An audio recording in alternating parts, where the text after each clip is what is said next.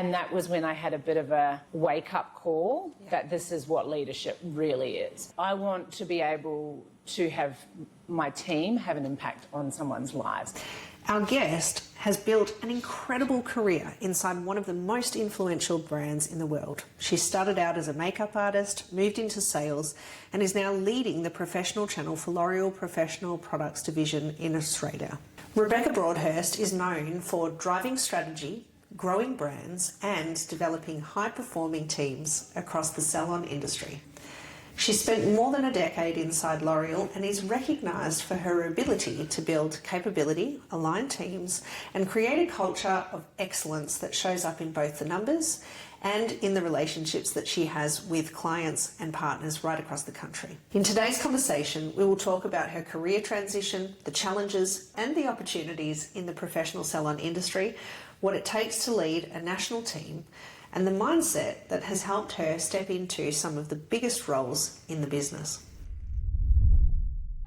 How are you? I'm very, very well. How are you? I'm very well. That's well. good. It's such a privilege and a pleasure to be here with you today. And, you know, my we're pleasure. right here at the Academy. In Sydney. In Sydney. And, yes, thank you for coming. No, thank you for having us here. It's great to see you. I was reflecting as we came in because it's probably 7 years ago now that we first met, and we walked down the street and had a lovely lunch and caught up for the very first time. Time flies, doesn't it? It would be. And a lot has happened for you in terms of your career in that time as well. Yes. Like a few different roles and opportunities that have come up. So tell me a little bit about what got you here. Like share a little bit with our listeners around what sorts of things actually started your career from where you are now to where you began. Okay. Could take up the whole podcast.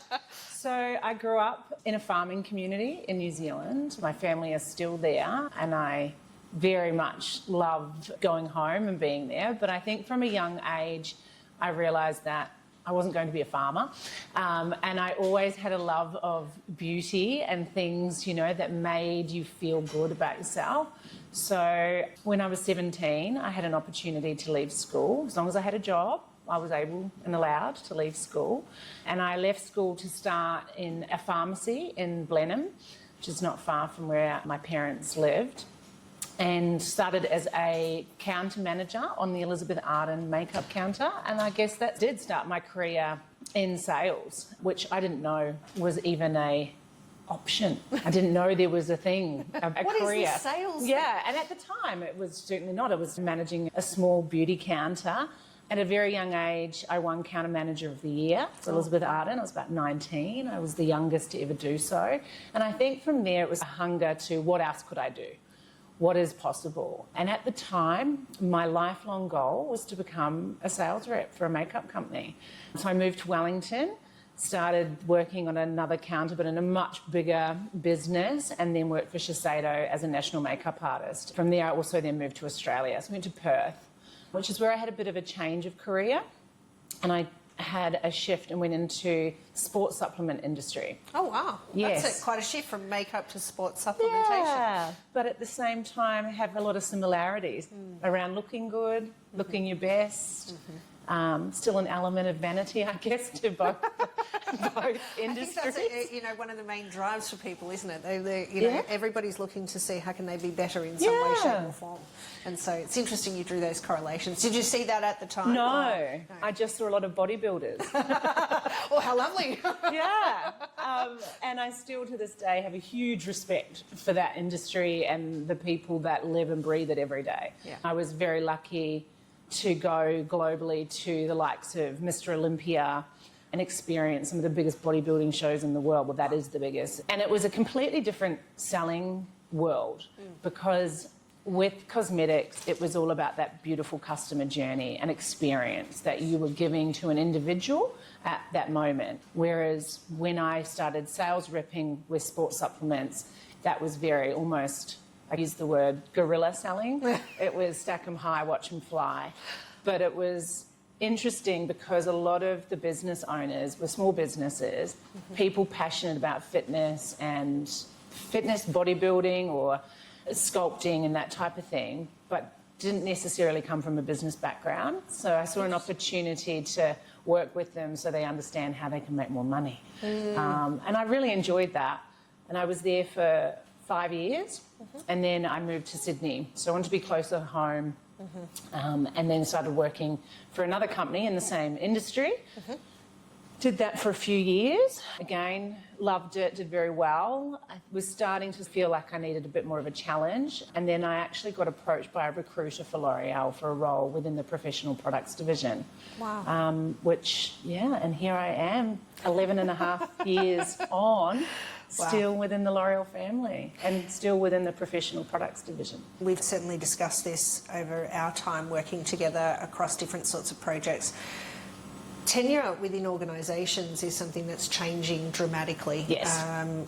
Based on instant gratification nature of our world today, emerging generations coming in, looking for what's the next big challenge, where's the opportunity. So I suppose in your 11 years, were there any defining moments that you thought, I really want to transition into leadership? Because it's such a great story in terms of just opportunities and following the pathway. But do you remember any key moments where that you were wanting to head in a certain direction? It's a very good question. When I was approached to apply for the role was estate manager for L'Oreal Professionnel for New South Wales. With the role that I was in, I had a small team, but it was more promotional individuals that would help going to activate new product launches within gyms or businesses. So I still had a small team. I don't think I was prepared for the role with L'Oreal as a estate sales manager at the time. I thought I was. I went in really confident, feeling competent. Yes. Until I started with a team at the time, about 9 sales reps. And that was when I had a bit of a wake-up call that this is what leadership really is. And it was a big learning curve for me. And it still is. That's the exciting bit about being in any type of leadership role. There was not necessarily a defining moment of I want to, but there was a defining moment of, oh, I'm here. Oh, I'm here, yes. And the shock hits you brilliantly, doesn't it? It's like, what did I sign up for still sometimes? can. Yeah, absolutely. And look, I think, in fairness, there's some really wonderful things about leadership. In your tenure here, I'm sure that you've been a party to the journeys that some of your team members have gone on. Is there Makes anything? me most proud. Yeah, definitely, and it sort of touches the soul a little bit. Is there anything in particular that really is like a favourite memory around someone that you've really helped along the journey? Oh, that's another great question. There's been a lot. I think the exciting and proudness I have for L'Oreal is their dedication to their people and the development. I think it's a company that really encourages those people that want to challenge themselves to be the best version of what they can be within their career. It's why people stay, because you don't stay in the same job for a long time. There's a lot of different roles and shifts and transformations in order to keep ourselves on top of our game. When I think about the pride I have, I've got numerous team members that were brilliant business consultants that became regional managers, and to see that transformation and years of dedication. And I can think of individuals, I won't mention their names, they may not want me They may not want you that. actually know them too. Right. And that does give you a sense of pride. Yes. But also, probably one of my proudest moments was when my team, we won State of the Year one year for L'Oreal Professionnel, which is no easy feat, and, in a highly competitive company. So that made me proud. The pride I see when my team win Business Consultant of the Year, Educator of the Year. Amazing. It makes me really proud knowing that the effort and dedication they put into their job. I think it's not a job. Like, the people that are here don't treat it like it's a job. They love being here. The passion's addictive. But I think there's been a lot of pride over the years seeing people grow and develop, but also as much pride for the people that love the job they're in, and that's what gives them their satisfaction every day, because not everyone wants to be the next state manager or regional manager, and that's okay, because I take my hat off to that too. And I think that's a really interesting point that you made, because you talked about passion, you talked about pride, and I think that certainly with the work that we've done together at Life Puzzle, we've had the privilege of being able to be involved in several partnerships across Australia, New Zealand, the UK, Ireland, global, and I've certainly seen an example of some of the things that you're talking about, especially in your team. And One of the things I think is really interesting when we talk to people in different organisations is that there's a certain lustre around leadership for a lot of people, and almost a misconception sometimes around what it is. I mean, you even mentioned it before. It's like you thought you were confident, you thought you were ready, and it's okay, I'm here. And so I guess from that perspective, what I'm interested in knowing about is how much do you think the passion and the intention and the purpose and that dedication it actually contributes to the success of some of the people that you've helped with your leadership? Oh, I think it's probably everything. I always say that you can teach some skills, but you can't teach good attitude and passion like that. You can't make someone do that. I feel that some of the best leaders are the ones that can lead with the empathy, but also love what they're doing every day and show up even in times of challenges. Yes. If I think back to my career, people that have led me, it's shifted. I think now, it's less with the iron fist type thing, you do this, you do that, and it's more, let's do this together and we can succeed together. And I think you need passion in order to stay and keep doing that every single day because it's challenging. Absolutely, and I think that's a function of the environment. I mean, what are some of the key differences that you see around when you began your career entering into the workforce but then transitioning into leadership to perhaps how some of the people are entering the workforce and transitioning into leadership today? That's a big question. That's a big question, Shondell. Very big question. Is there anything that stands out to you, though, as being like similarities versus differences? Let me think. I think you made reference to it early on. There's definitely a shift with generations wanting to get to a different level potentially, or the next job, or whether it be climb that ladder a lot faster. Yes. Whereas I say in my day, and I do not feel... Don't you? I mean, I know that we're roughly around the same sort of age, right? And When so don't you feel really, really funny now? Yes, because say that. It comes out of your mouth and you go, I didn't think I was that old to I'm say not that old. yet. I'm not old. When I was starting work, and I think it comes from my family though, you had to work hard. And don't think that just because you turn up every day you're going to get something. But you've got to earn it. Do you think there's any particular lessons that you learnt on the farm that you have brought still forward? is.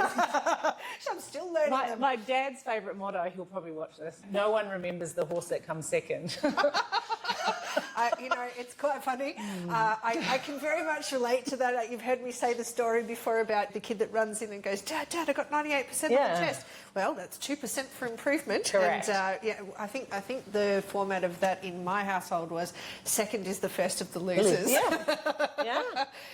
So there was no participation awards when I grew up.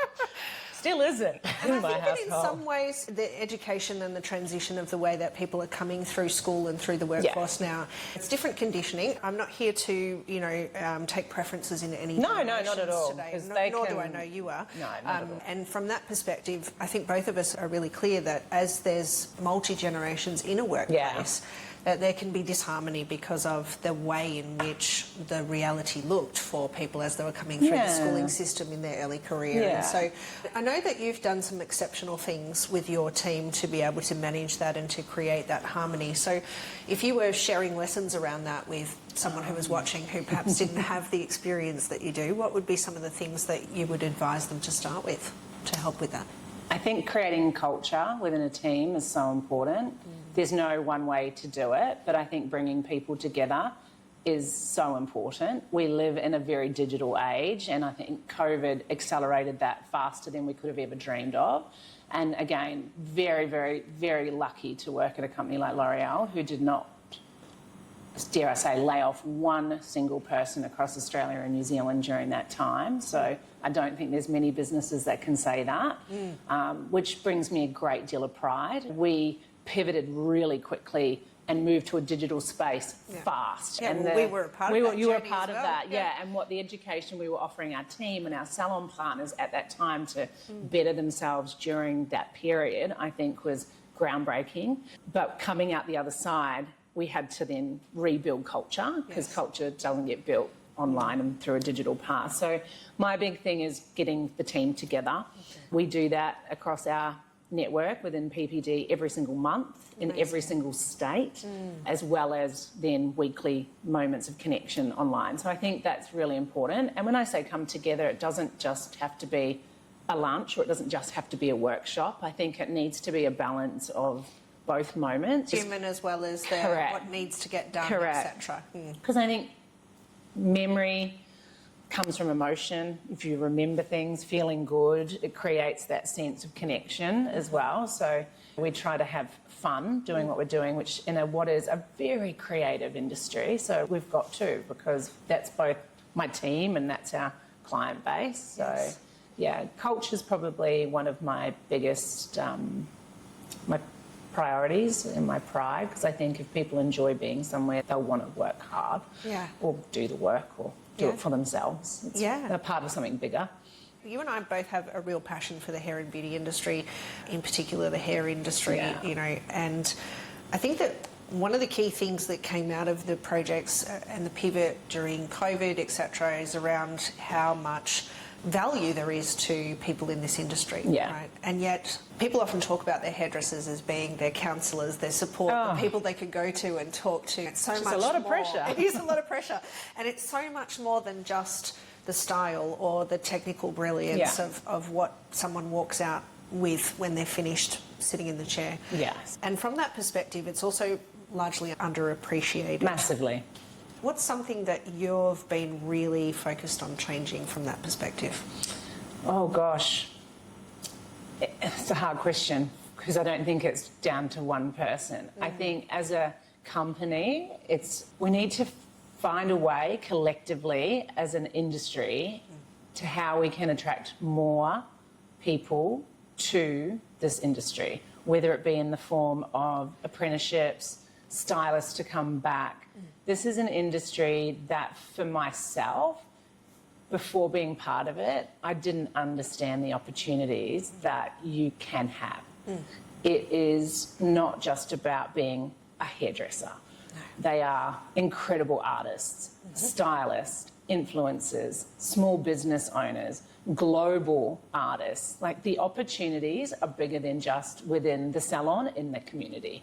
Passionate, empathetic people that make a difference in people's lives every day. Absolutely, and are there for every single moment within some people's lives and their children's moments. The babies being born, the weddings, the funerals. It's the things that they see and deal with and the people's lives they touch. There is no other industry like it, I don't believe. For me, I want to be able to have my team have an impact on someone's lives. I think we are transitioning, and have been for a few years now, to be a true business partner to our salon owners. We can no longer just be a product supply company. It's too competitive out there in any industry. It's not just hairdressing and hair colour or hair product.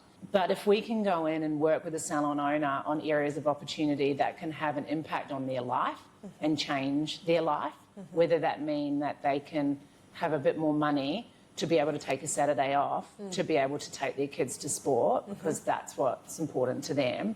And we've been able to do that through the business coaching that my team can execute, then I can go to bed happy. Yeah, absolutely. So that's what gets me up every day now. Yeah, I love that. And seeing my salon owners just be happy and live their best life. Yeah. Like, I can tell you what, when I fly overseas, I'm going economy. They're not.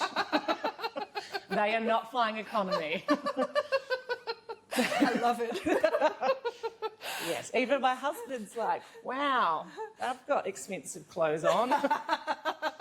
Yes. They love good things. Well, and it's like you said, they are certainly playing a lot of roles as well. Oh, huge. Influencers, creators. Managers and leaders themselves, 100%.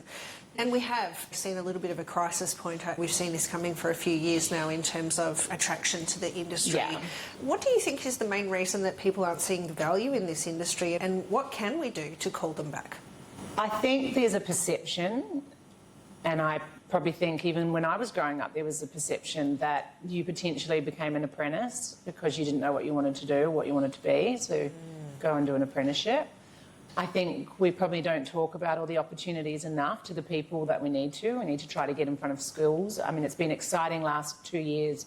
L'Oreal Professional Products Division has been part of World Skills to be able to showcase you know, the different types of opportunity within this industry. It is a hard one because I'd hate to think how many schools there are in Australia. Yes, many. Many, yeah. So I don't know the answer, but I think as an industry we're stronger together. It's not up to one voice.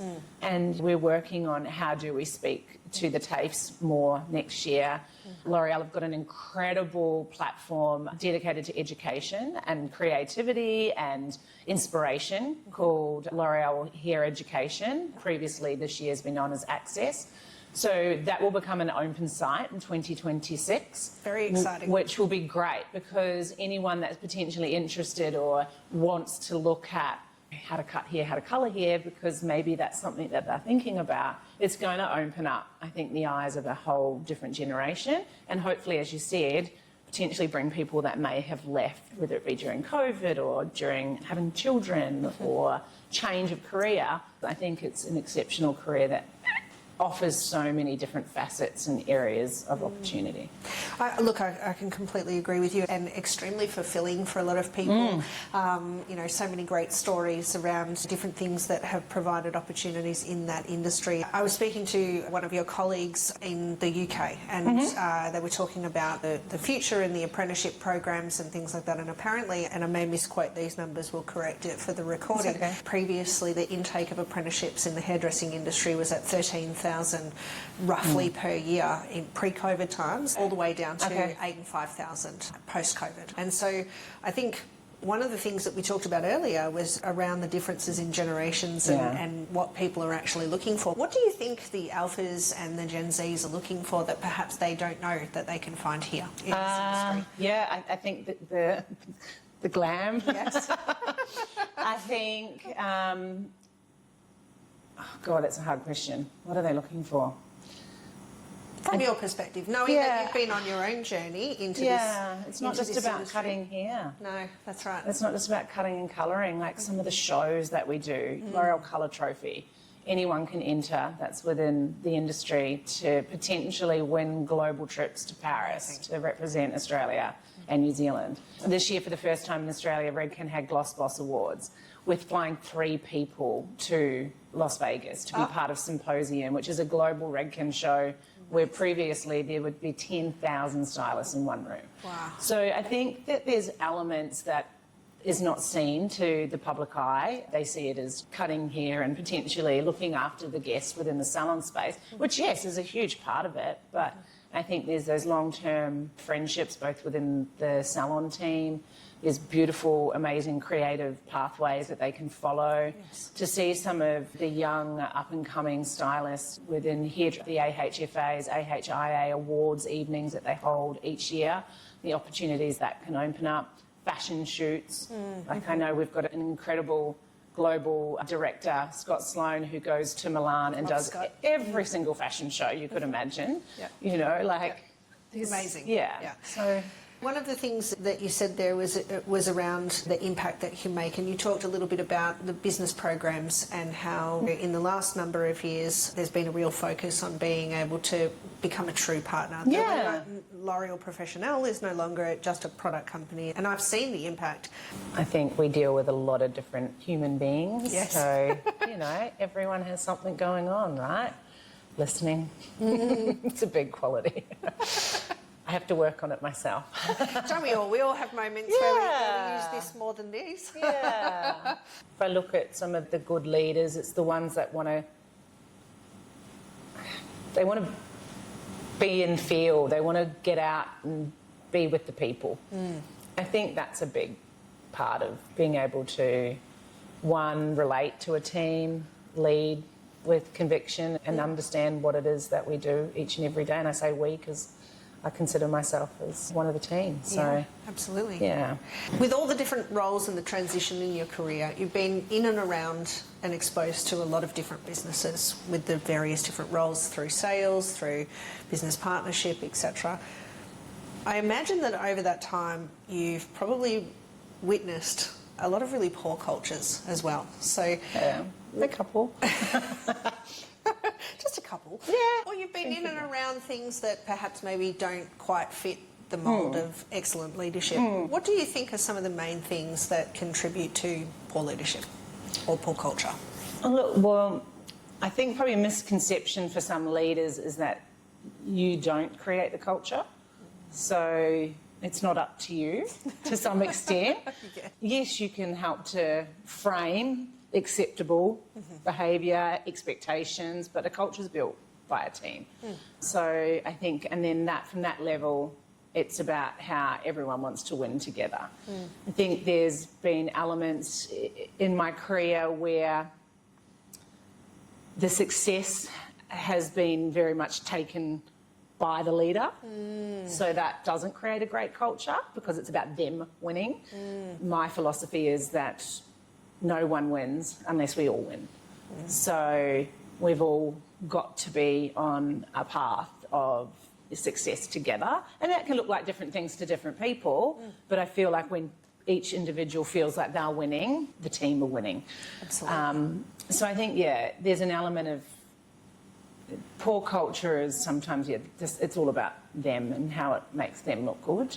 So you're saying everyone on the team is responsible for building culture? Absolutely. Yep. Yes, absolutely. Like something we tend to do as a team, I've got teams within teams. So we've got regional teams within each state, multiple regional teams within each state.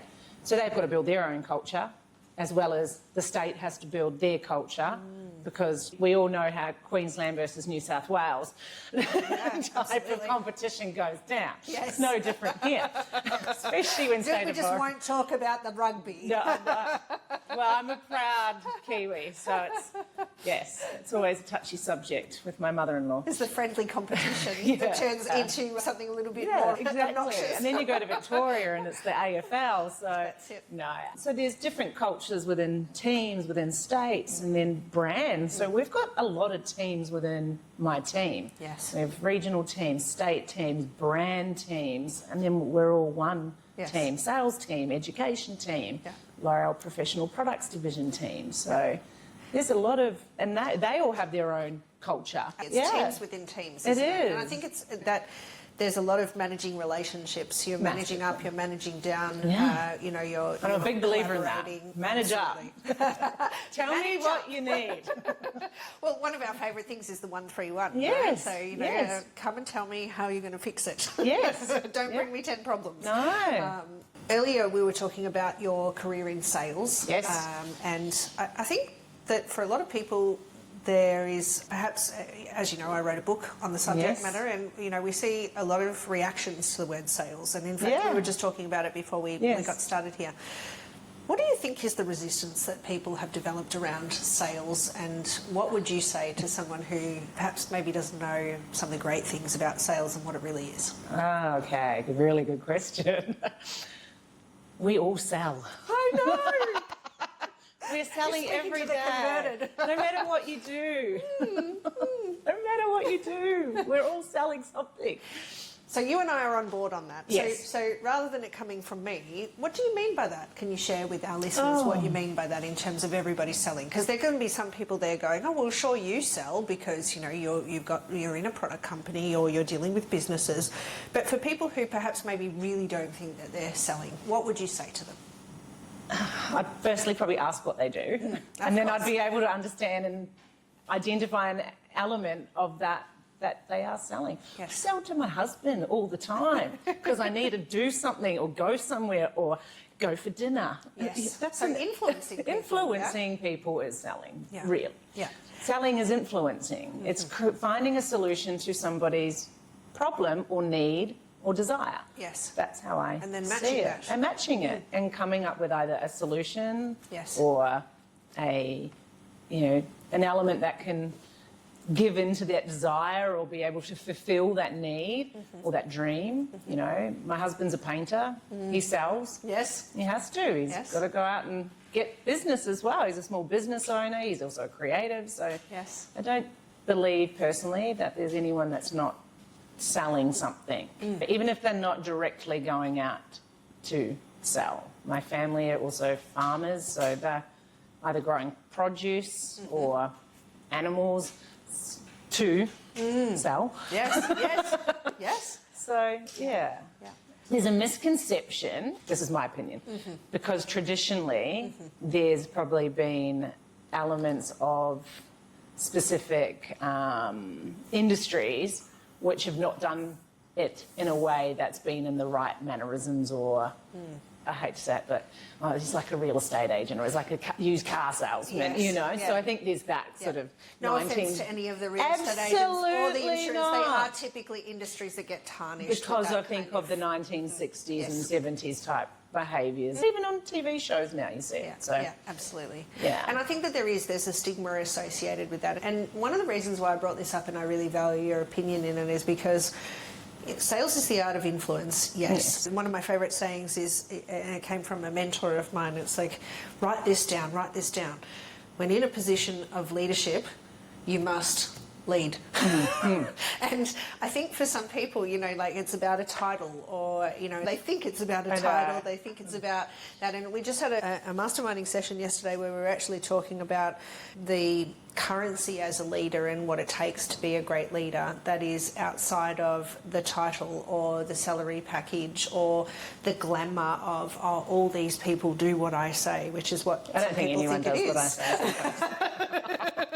And I think that's the reality of most leaders. It's, you know, it's a game. Can't be in control. No, that's right. It's a consistent game in terms of how can I find the trigger points to motivate the team around what's important to them to bring them on the journey that we all need to go on together, and how will I help them find the ways they connect to that. So when we draw those correlations between sales and leadership, how do you think your sales skills from the early part of your career has helped you in your leadership journey?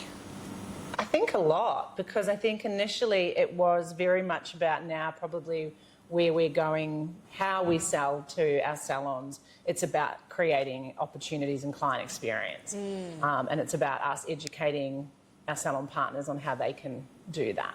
When I did the sports supplement, it was very guerrilla selling, but it taught me the fundamentals of this product's going to make you more money than this product, so you put it here and position it, will turn over more. And it was a stack it high, watch it fly type of selling, which I loved. Yes. So I think there's a high energy in that too. So good.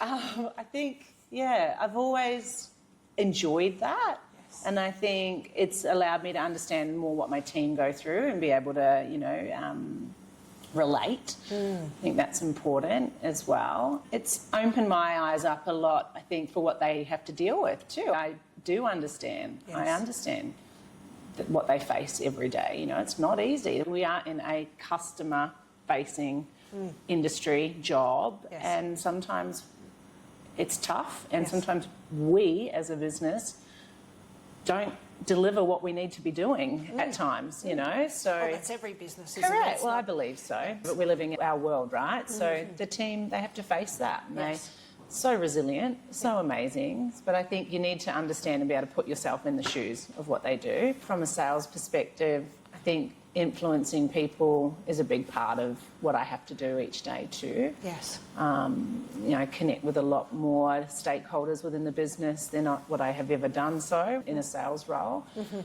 So I have to sell my priorities to different brands on a daily.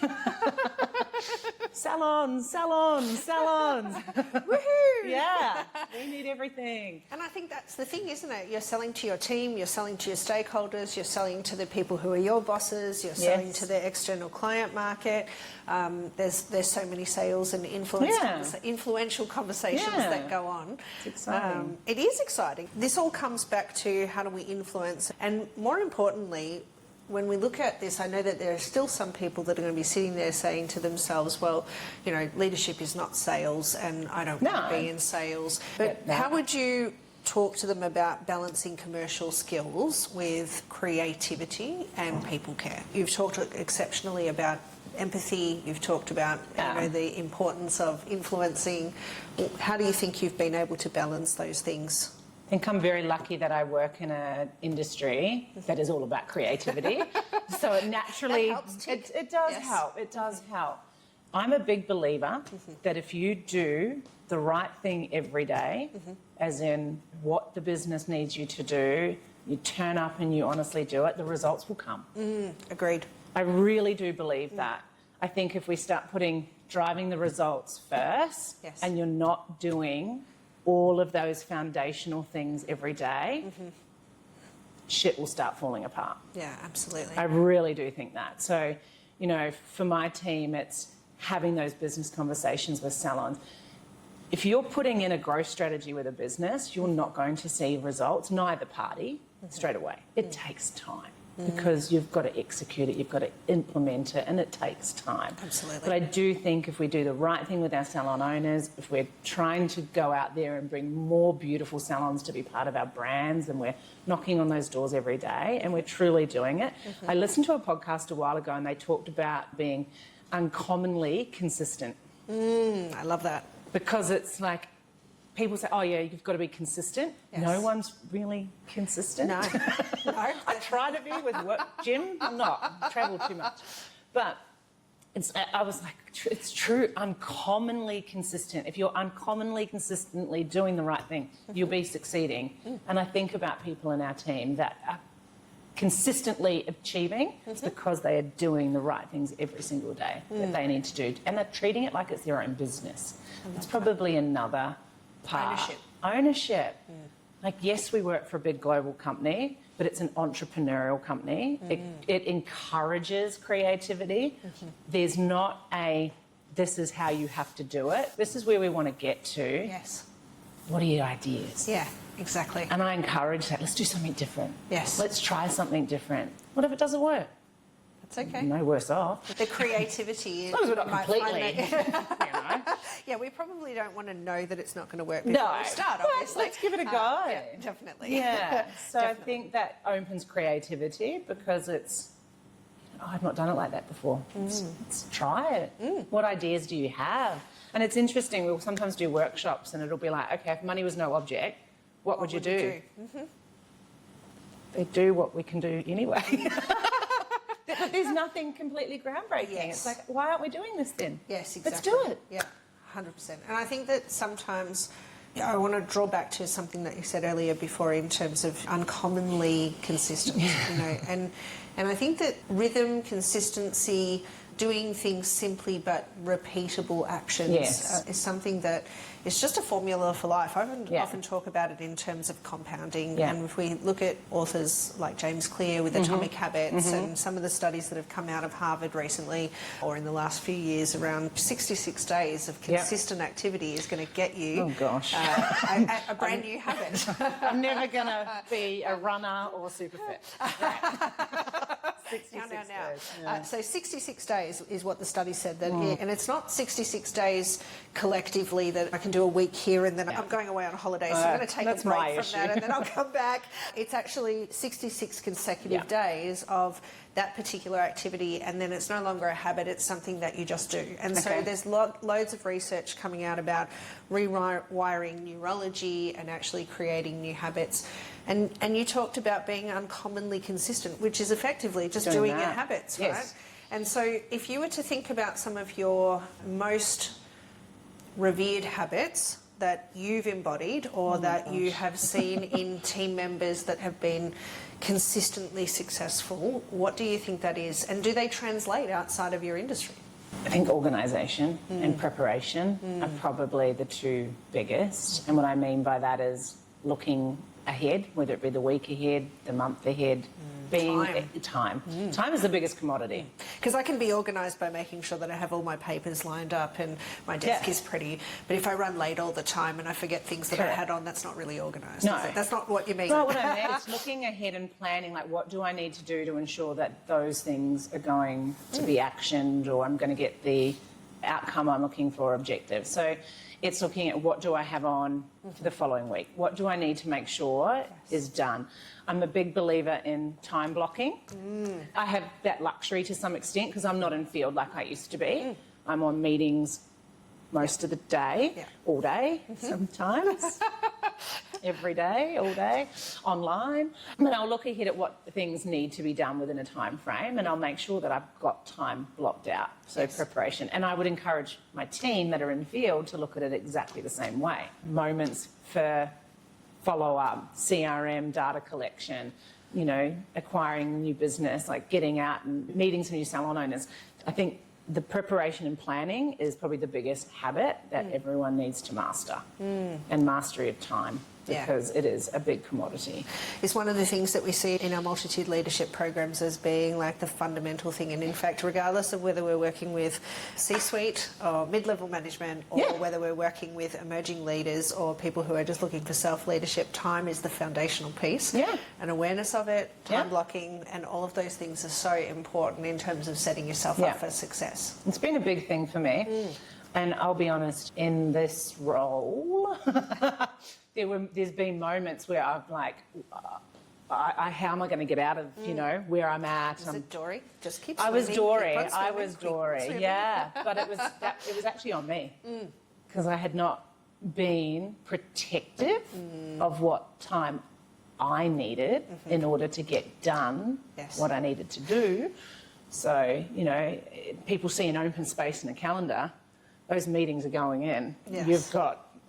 So now I block out a lot of time. People are like, I can't find any time. Well, that's what we would call boundaries in the work that we do, and actually putting boundaries around certain things. Otherwise, it's unfulfilled promises in terms of people expecting you to do certain things. And so, in a time frame or without the ability to cook dinner and eat it with my husband. Which, I do need boundaries. Girl got to eat. Yes, she does. That's absolutely true. I think that there are some fundamental things in leadership, and then there are, depending on team, who's there,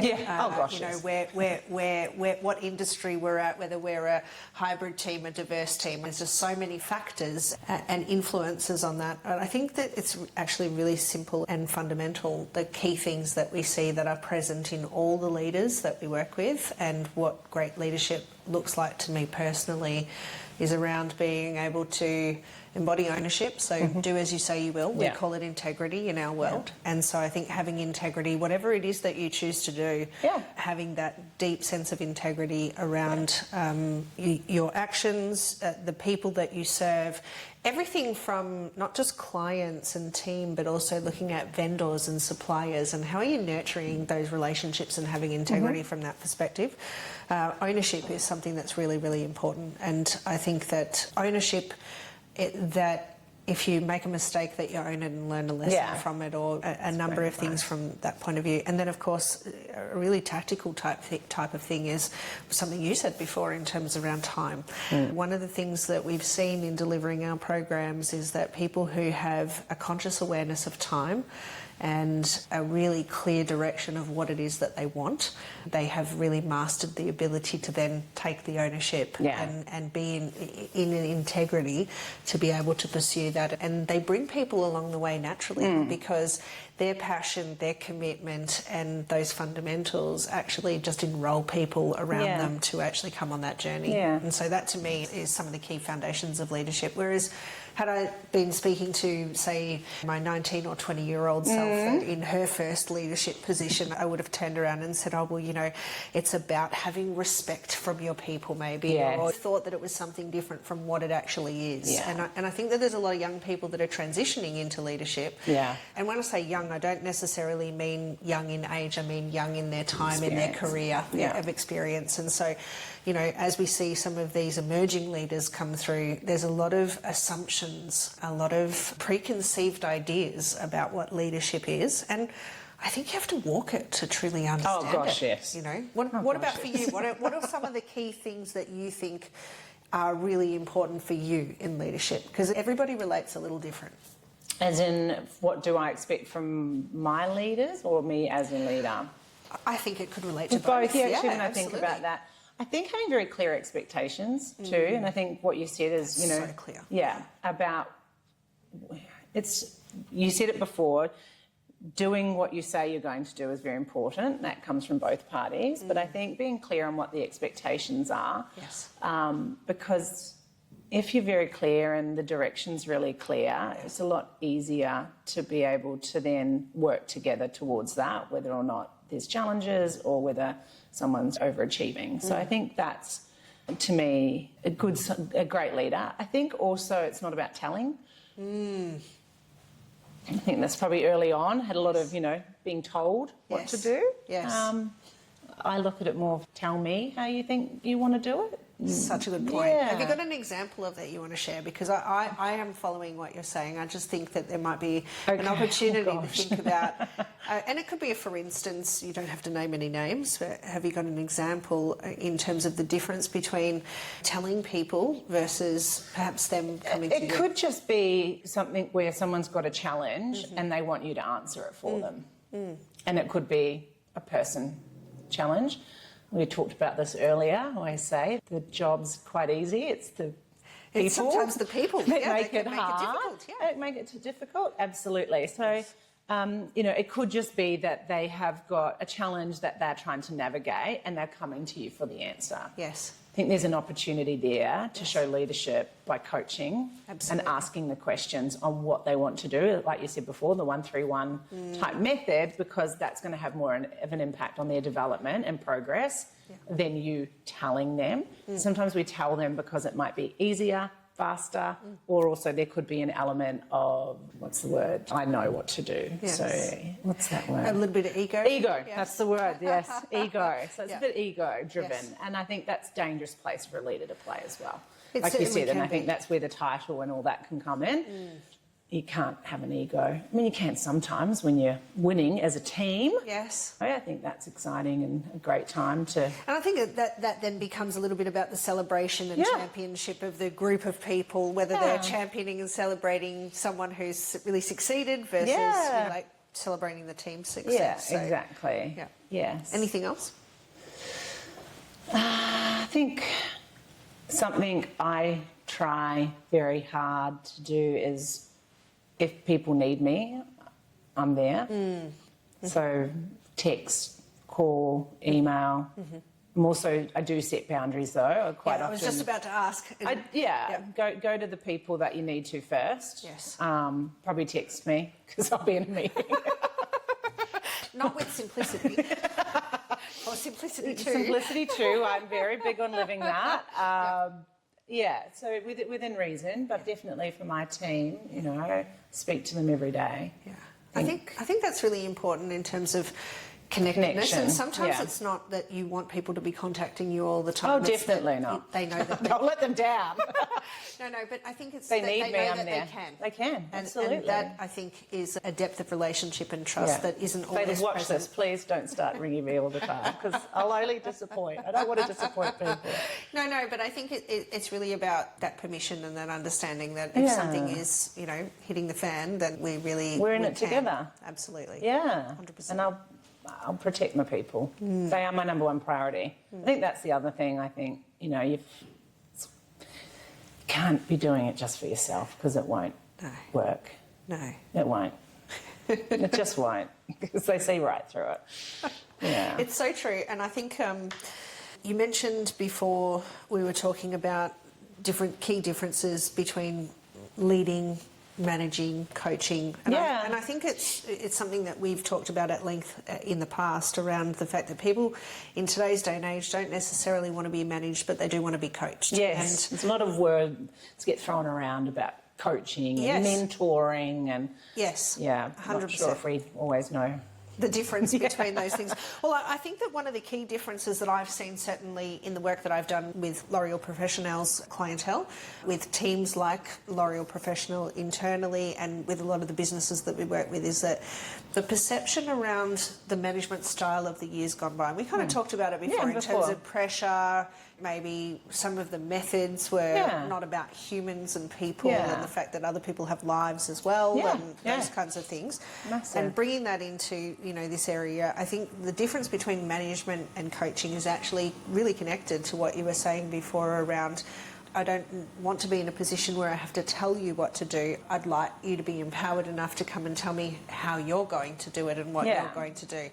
And so with that coaching, it's something that we ask everybody that we interview. And so the question I want to ask is, if you hold it in your mind, it's okay, don't worry. Am I being coached? No, not at all. Not I love at all. And If so, I was, that's fine. it would I'm be here fine. for She it. says, I'm always ready, and we're always up for a good coaching session. I am. So if we come back to keeping coaching in mind as a mentality, Mm-hmm. we like to ask some of our guests around if they could go back to their previous self and offer themselves coaching that would help them to accelerate their career in leadership, what would be some of the things that you'd focus on for yourself 10, 15 years ago? Yeah, be okay with receiving and giving feedback. I love that. Yes. And what would that, if you were coaching someone out there that perhaps maybe is not okay with that right now, what's the key thing that they should look at so that they can reach that point with perhaps maybe not as many years between? Yeah, and look, it's something I'm still working on. It is. Like, I think it's a big opportunity for my development now on how I welcome it, but also the structure in which I give it. I think there's an opportunity, and that's something I've identified. I'm more than happy to share that.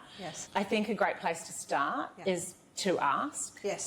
Yeah. And it doesn't have to be daunting or something. And feedback isn't always constructive criticism. No. Sometimes it's like, hey, this was great, and you could make it even better if you do this thing, right? Yeah. And I think there's an element in, I don't know, there's an element, I think, in either people are worried that it's going to be, you didn't do this, you didn't do that. Well, if that's the delivery that someone's giving you feedback, that's not feedback. That's right. They need to work on that.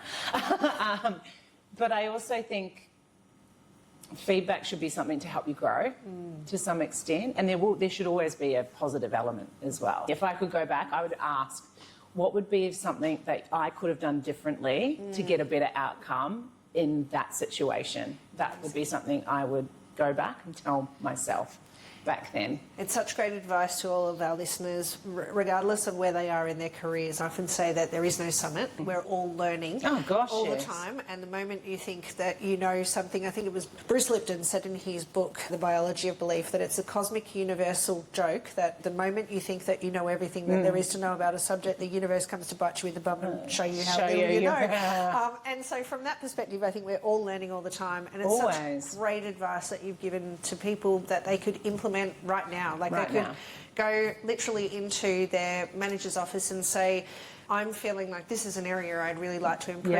What do you see? Can you tell me what I should do? Maybe one or two advice pieces around what's something that I can do to improve this within the next week. And it's interesting, I was listening to a podcast just this morning actually, and the person was talking about how culture in organisations today is suffering, and some of the languaging that's coming around emerging leaders, the multi-tiered generations in the organisation. And there was quite a few things being thrown around the young generation and that they're uninspired by some of the things that they're doing. And I actually thought that the discussion was really powerful, because one of the things it drew upon was to say, well, yeah, they probably are uninspired, because some of the feedback mechanisms and the way in which we actually help people to grow and develop in their careers today are so outdated, because it was how we did it 20, 30, 40 years ago, that you have an annual review. God. If you're waiting to the end of the year to find out how you went. I'm sorry. That is not okay. Crazy, right? And so I think another piece... Mind blowing. I know, right? And so I think one other piece to feedback, and being okay with receiving feedback, asking for it, saying thank you, even if you disagree, allowing it to sit and say, will I take this or I won't take this. Well, that's the other thing, right? It's a choice. 100%. Say more on that. Yeah. Say more on that. Well, you choose to do with it as you do. Like, what you do with it is your choice. You can take it on board. And sometimes it's an opinion. That's probably the other. Well, actually, that's one thing that I could say. Because you see, let's say you have feedback from me. Your feedback for me is your truth. Correct. And just because that's your truth doesn't mean that that's my truth also. And it could very well be that your truth is definitely a truth I have to address, right? It's not to say that it's invalid because it's not my truth right at this moment. Correct. There have been times in my career where I've received feedback that felt really hard to receive, and it was the right feedback. And maybe at the time you weren't ready to hear it. Absolutely. Or I heard it and it hurt. For sure. Because none of us want to be letting anybody down, or none of us want to be doing less than what we're capable of. And I think that's what people are afraid of. They're afraid of how they might feel. As opposed to what the feedback is, and saying, is there an opportunity to learn something? You know, and so I think as we talk about the reviews and the annual reviews, you know, one of the things that these guys were saying in the podcast, it's like, you know, it's terrible if you're waiting 364 days to not find okay. out whether or not you That's actually happening, did I'm okay. sorry. If anyone's watching that and that's happening, Yes. they need to Well, not. We know that there are, I know, and we know that there's a lot of corporate organisations that still operate from, you know, an annual performance development review, and the feedback mechanisms that they get in between those times are none other than maybe a little one-on-one where it's how come you haven't hit your targets, and that's the extent of the feedback that you get. So is it any wonder that there are leaders out there that sometimes are like absolutely pulling their hair out around the fact that people are uninspired, but yet Correct. they're not necessarily stepping up to provide feedback in a way that is empowering or allows people to get that development? Yeah, that's mind-blowing. I know, Yeah. I know. When I was in the UK not too long ago, I was chatting with a few people in this industry, and one of the key things that I saw as being a really major thing around the way in which we attract staff in the salon was around those particular touch points. And so, you know, I was having a discussion with a very successful salon owner over in the UK. They own many different locations and a really big team of more than 40 or 50 people on their team. Yeah, and wow. we were talking about the key differences and that little bit of animosity that comes sometimes when you've got people with different generations on one team. Absolutely. And just beliefs too, right? Like, Absolutely. everyone's so unique. Absolutely. And so I think one of the key differences that we discussed is this instant gratification versus delayed gratification. Yes. And I think you and I probably sit in a generation that's between, say, where the baby boomers were and where the emerging leaders or the alphas and the Zs They're are. right in the middle. Right in the middle.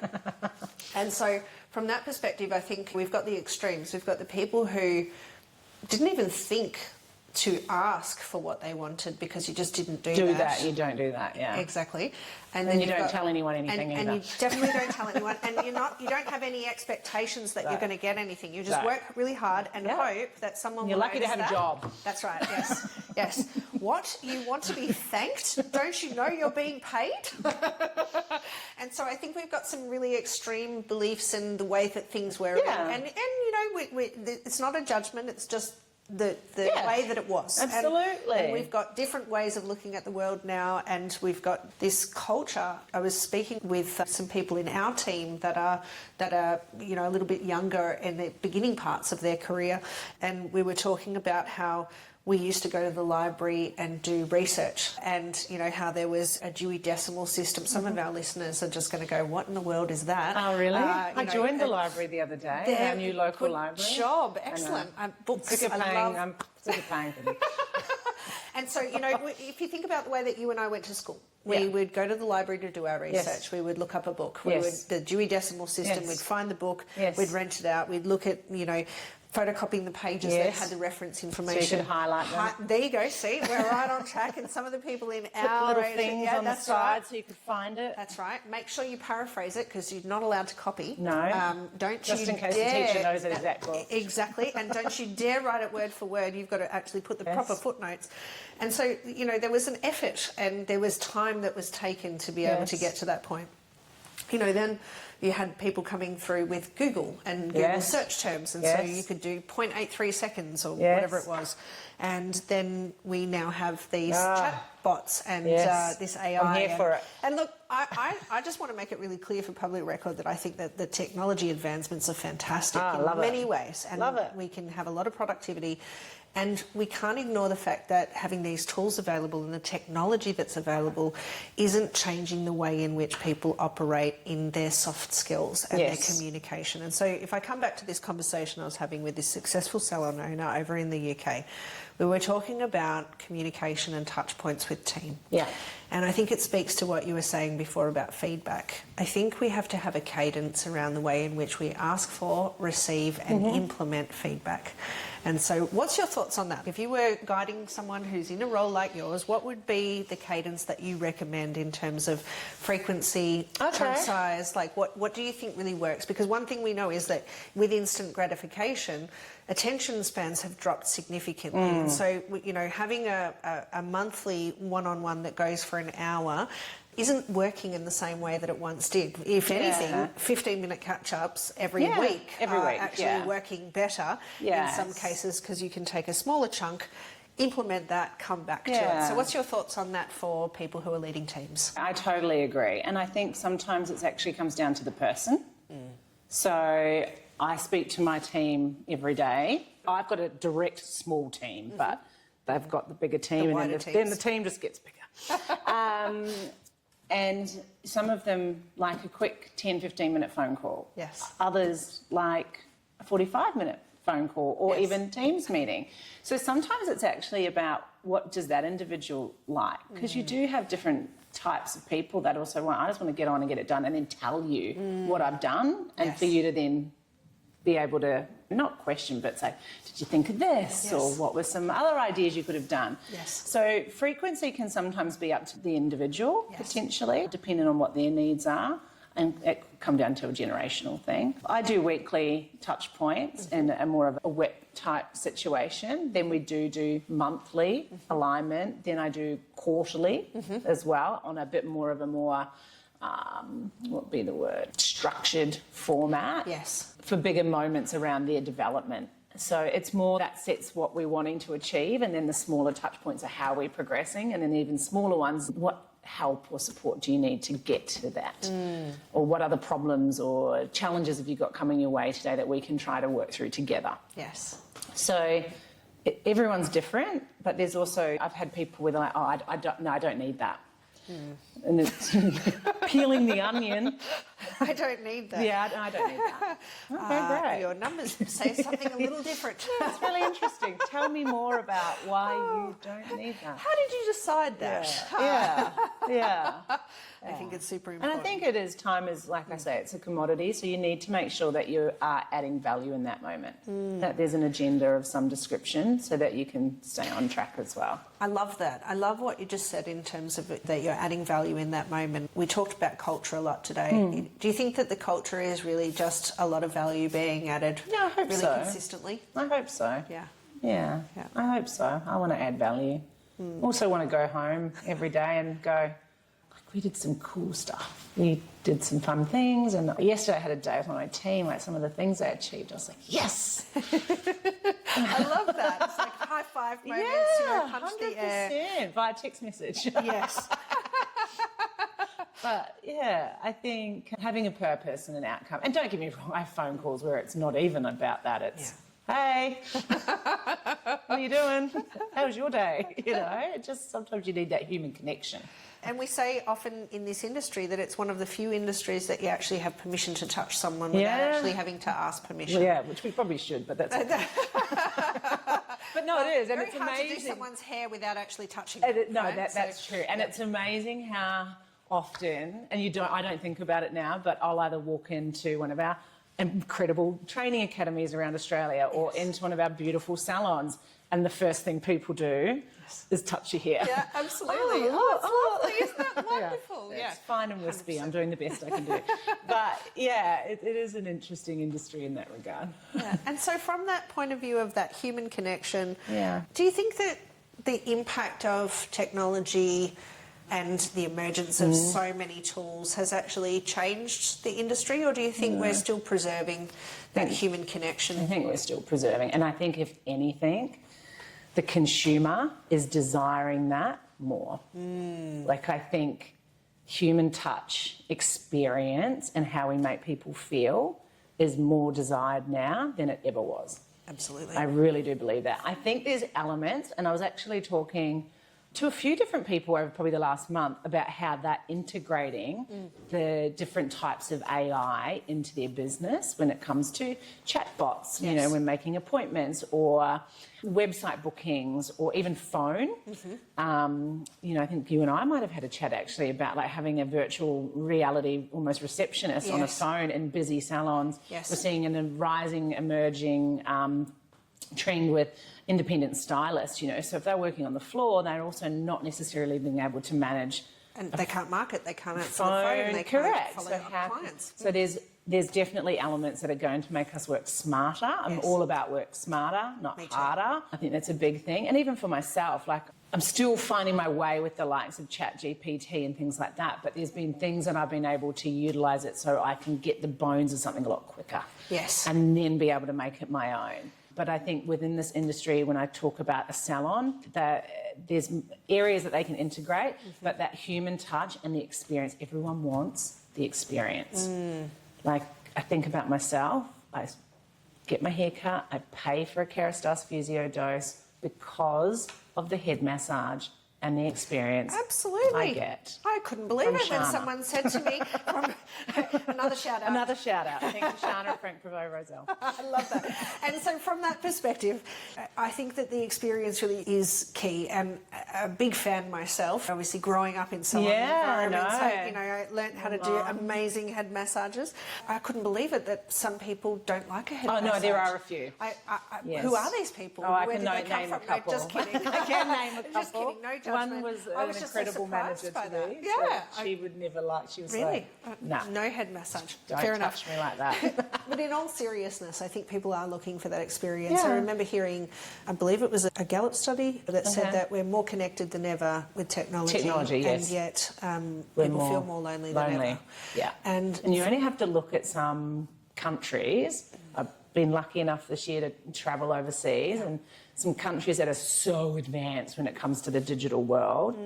And studies show how lonely they are and how they're staying single for a long time because of the lack and inability to communicate. So I think this is an industry that will not be replaced because of those touch points that we have with the consumer. yeah, absolutely. Goosebumps. I know. You know, from that perspective, I think it's really important. I want to ask you probably a tough question. Okay. And look at you. I want to ask you a tough question about that, because I think that technology is great and we look for ways that we can improve our efficiency, and yet we've just identified the fact that people are looking for human connection, Yeah. they're looking for experience. So why do you think there's so many leaders that default to written communications, Teams messages, text messages, that we're not wanting to, we're seeing reduction in rates of people in hybrid work environments where they don't want to come into the office? What do you think is the key thing that we could do to impact that? That's a really good question, because I work very hybrid. You know that. Yeah, absolutely. So I do we. am very lucky in the fact that I live in Sydney. Our head office is in Melbourne. I travel a lot, but when I'm home, I come into the academy. However, if I look at my schedule and my schedule is meetings online all day, there's no point me coming in just to Absolutely, especially sit with online. Sydney traffic, right? Especially with Sydney traffic. I don't know why people are doing that. I don't know. I get a lot done when I'm at home. I'm also very structured, though, in my day. I work harder when I'm at home on tasks. However, I also crave that human interaction. Yes. It's definitely the personality type I am. Yes. It fills my cup. Maybe there's not enough of a why. I think if people aren't going back to the office, this is my opinion, it comes down to culture again. And I say that because I was in Melbourne yesterday. And the office was pumping. The Melbourne L'Oreal office is always got a lot of people in there. Great vibe. It's a It's a great great place to vibe. be. Yep. And yesterday at lunchtime, they had, with the professional products division, we have a fun com where we have touch points and moments throughout the year to engage our team and our employees. Fantastic. And we had a sausage sizzle fundraiser for Movember.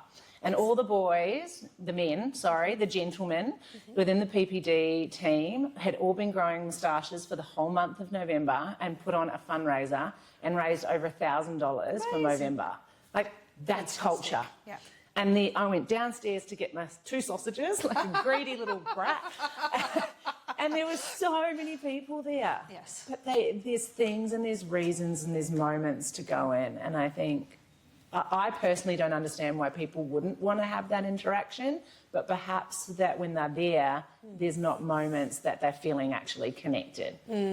So we have to create that if people are not wanting to go into the office, because it should be more about that than driving in the traffic shouldn't bother you. No.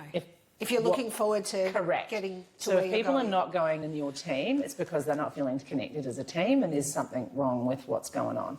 I think that's really, really important, and I'll just add to that in terms of my perspective on this. I think, you know, being someone who has done both, you know, like I've worked in environments where it was not acceptable to not be in the office. So if you weren't there, you were a makeup counter, you had to be in there every day. That's exactly right.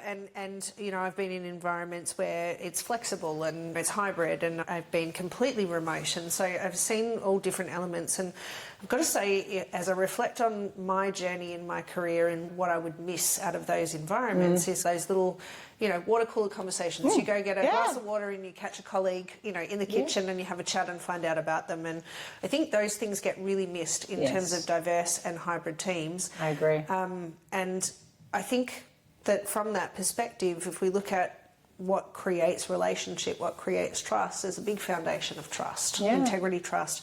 And trust is built by small agreements being made and kept over time. You can't make agreements if you only ever call people online with an agenda because there's an agenda for this meeting. Yeah. And people wait until the minute to log on to the meeting. They go through the agenda, and because it's an online presence, there's no chats and Not my meetings. Not on your meeting. Well, I have to come along to some more of your internal meetings. That'll be great. And I'm like, oh gosh, there is an agenda. Yes, exactly. No, and look, I know sometimes that you and I have had some fabulous conversations like that, but I think the traditional model is that a lot of people will communicate for intention rather than to actually learn about the people that they're communicating with. And I think the office environment allows that whole, oh yes, I needed to ask someone about that. Yes. I'm going to get up and go over and have that human interaction. Exactly. And you just don't get that through the, and I met Brad today. Yes, in your I know, team. amazing. How tall is he? I know, he's so tall. And it's I would not know that. And I mean, like as a perfect example, we've done work together with Brad.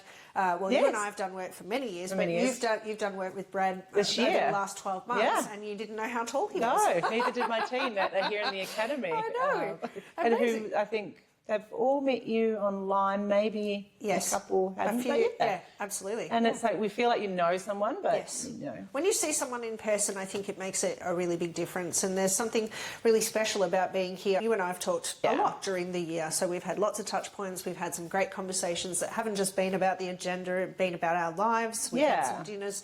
But there's something really special about being in person and being able to be this far away. Today and you did get to meet Carlia, my fabulous EA. I'm so lucky to have her. So it's been absolute pleasure. Yeah, so I think there's that element. You need to, if people aren't going in, there's a reason. So. 100%. Yeah, and maybe it is also the person. I think, sorry to go on, but if you think about COVID, there are a lot of people also that potentially, I know some of our teams started. Yes. And then... Yeah, well, so if you start during a time when you're not coming into the office, and we've worked with some other teams the same. And that would be quite daunting. I think for some people that are potentially not extroverted or confident in just meeting people, there's probably an element of that. I think it has made people more introverted a little bit. Certainly more of the camera off. See, I don't do that. I'm sorry. No camera off on my meetings. I agree. Unless you're really, really sick, but otherwise... Turn it on. We've got filters though at L'Oreal that can make you look really good. The lipstick one, I love. I've got an eyeliner one. How cool is that? Amazing. I love that. I love that. In all seriousness, I think, it's in places where we have that online environment, I think we have to learn to create that connection, Correct. whether it be through being able to see a person. Yes. I made a joke one time. I attended a meeting where I was facilitating and I had a bunch of people from the same company show up and not one single person had their camera on. Oh gosh, and I couldn't do it. I just felt like I had very good rapport with these people, and so it was a little cheeky, but I thought I'm going to call this out today. Oh, I would. Because I think it's important. So I actually had like a paper JB Hi-Fi bag, one of those little paper bags, and so what I did was I grabbed that empty bag. I just bought something from there. Grabbed that empty bag and tell me you put did it on that, my head, yes. and I proceeded to conduct the session, and someone interrupted and they said, "What are you doing with that bag on your head?" And I said, "Well, that's how I feel looking at these black screens here. Good on so you. why would you need to see my face then?" Good on you. And so a bit cheeky, but it was really interesting because a number of people said, "Sorry, I'll put my camera on," and they put their cameras on. And so I think sometimes your camera on. What are you doing? Feedback right? In the moment. Yeah. And I think one final thing that I do want to bring up is around the feedback, and just coming back to that from before. What do you think? I often think that a lot of the time people either don't ask for feedback or they don't give feedback because of a courage problem. Yeah, I believe And that. whether it's the courage to receive the feedback or whether it's the courage to actually not be attached to whether or not they might upset someone Somebody. momentarily. Yeah, I think we're very much going down that path a bit. 100%. Yeah. And it's full circle to the ribbons that Yeah. we get, etc. A big part of the way that you got okay with feedback, or that you're in the process of becoming okay with In the feedback, process, I'll be honest. Yeah. is because you're developing that courage. So if someone's watching, listening to this, and they know that that's something that they really need to do, what would you advise them to do to build some courage and maybe to be okay if sometimes you don't have all the courage? Good question. I think having people you can talk to, whether it be a mentor or someone that you can have coaching moments with yourself, whether it be someone, it doesn't have to be a direct manager. I mean, I've had a lot of coaching moments with you this year, part of, been the fabulous. great support that L'Oreal have given all of my team, and I've managed to jump on board as well. But also I'm surrounded by peers where I can go and ask for advice. I've also got a really great HR director who's open door policy, and I get a lot of coaching. I think you want to start being able to do it before it becomes something that you've got to do and you're not comfortable with. Yeah, absolutely. From a performance perspective. And I would start by finding someone that you can have a very open conversation, maybe be a little bit vulnerable, that's an area you want to work on, and give them scenarios and role play. Yeah.